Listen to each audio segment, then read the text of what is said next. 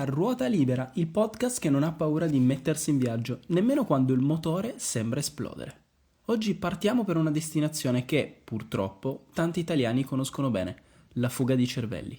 Sì, proprio quella cosa che accade quando le migliori menti del nostro paese, invece di restare a sistemare il caos che abbiamo creato, preferiscono scappare all'estero, come se fosse il nuovo reality show, Fuga dalla penisola.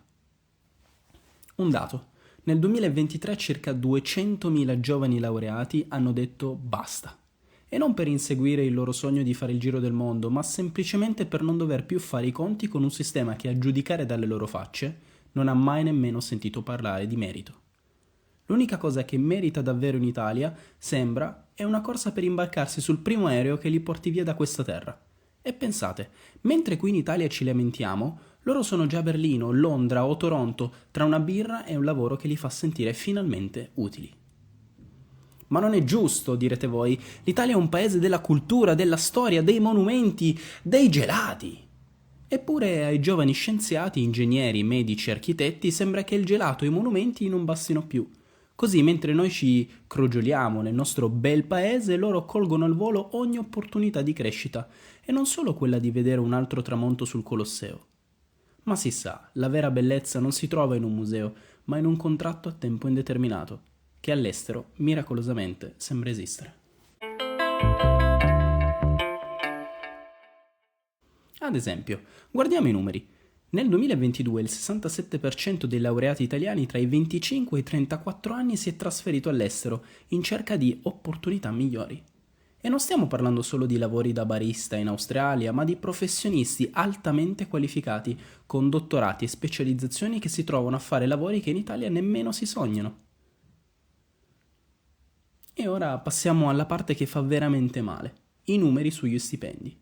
Un ingegnere in Italia a 30 anni guadagna in media circa 1.500 euro al mese. E no, non è un errore di battitura, solo 1.500 euro, che in un paese dove il costo della vita è praticamente uguale a quella delle grandi capitali non bastano nemmeno per affittare un buco in centro. Ma attenzione, in Germania lo stesso ingegnere arriva a guadagnare fino a 3.500 euro al mese. Quindi si capisce perché preferiscono scappare. A 30 anni puoi fare il cervello, a Berlino, e permetterti anche una birra decente. Qui invece rischi di finire a fare l'insegnante di sostegno a tempo determinato, con il contratto che scade prima che tu possa anche solo pensare di entrare in un supermercato. Certo, direte c'è sempre il bel piatto di pasta e la pizza, ma parliamo di un'altra questione, la qualità della vita. Ebbene sì, i giovani italiani non scappano solo per il lavoro, ma anche per il benessere.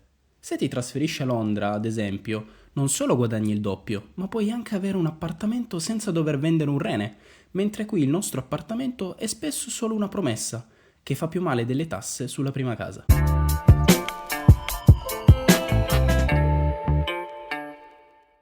E chi è rimasto? Beh, siamo rimasti noi, quelli che non è che ci piace lamentarci, è che proprio non c'è altro da fare. Ma che faremo? Forse dovremmo smettere di piangere e cominciare a fare qualcosa.